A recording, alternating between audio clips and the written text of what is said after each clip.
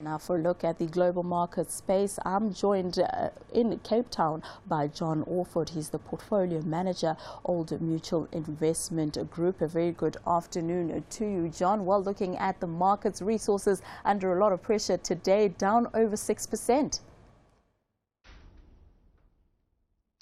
Yeah, it's been a very tough day today, and really just carrying on the trend in resources which are really under a lot of pressure due to the weaker demand out of China on the one hand, the big supply ramp-ups we've seen in particularly iron ore, and obviously in oil, the unwillingness of OPEC to actually cut production despite the low prices.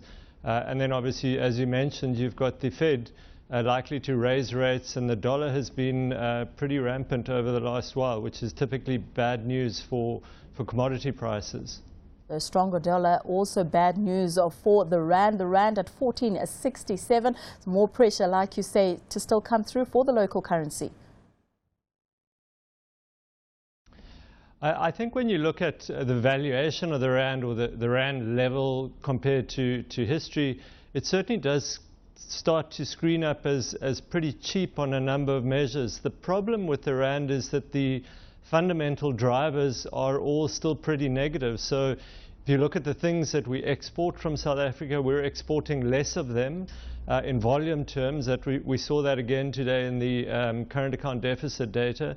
And also the price of many of the goods that we export are much lower. So while some of our import prices are down, the oil price is down significantly, iron ore, platinum, gold to a less extent, all down as well. So we're getting less revenue as a country.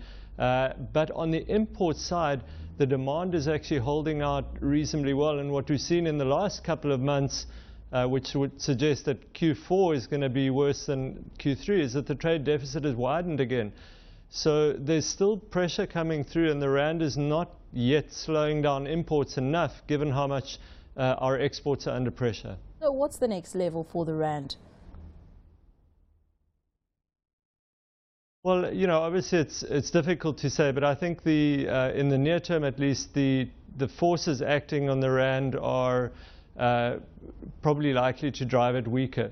What could work for the rand is that once the Fed does hike, and if there is a signal from the Fed that it's likely to be a fairly modest cycle, we may well see a breather in the dollar's strength if people begin to trace back the amount of tightening that we're likely to get, particularly with the ECB having disappointed a little last week in terms of further stimulus.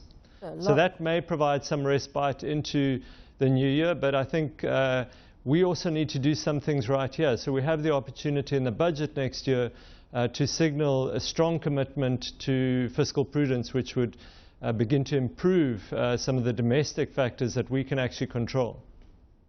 And talking about that budget next year, we know that credit ratings agencies will be watching the finance minister and how he looks at the country's finances. But let's look at Anglo American coming out with a statement today that it will cut its dividend for 2016, also looking to cut its workforce. Would you say that was expected?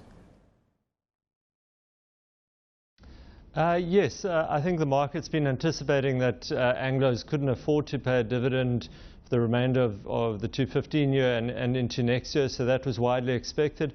And I also think looking forward, they're moving towards a payout ratio-based dividend, so really bringing their dividends in line with what they're earning, which is pretty cyclical given that they're a commodity company. So that's probably a more sensible strategy to move towards.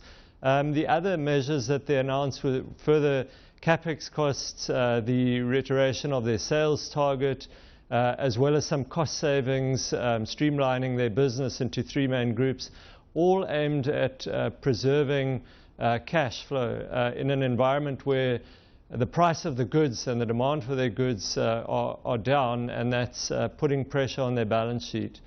So I think the dividend cut was very well anticipated. Looking at the commodity space or the commodity companies at this stage, is this a sector that you're playing in?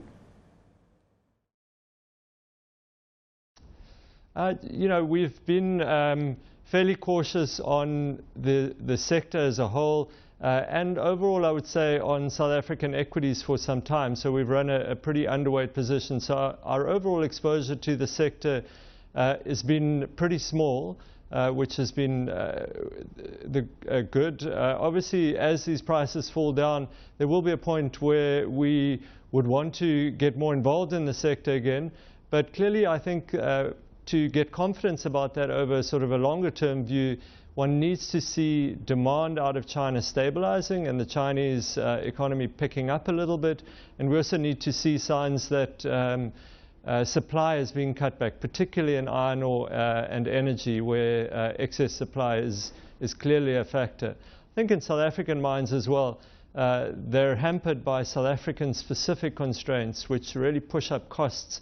And we've seen that across the board in South African mining. But today, Kumba also announcing measures to reduce production and try and improve their cost structure in Kumba, which will bring them to a break-even price of around about $40 per ton, but will probably still leave them looking quite expensive versus the global tier 1 iron ore producers, which produce much more cheaply.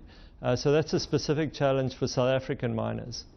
Well, you touched on China a little earlier, and looking at the numbers out of China, the trade figures, we saw exports are falling for the 5th straight month. But when you look at imports, seems like the pace of decline is slowing there. Yeah, that's probably true. And I think that with the measures that have been pushed through in terms of interest rate cuts, some measures in the property market and so on, we'd expect a stabilization in the Chinese data, and even perhaps in the near term a bit of a bounce in that data.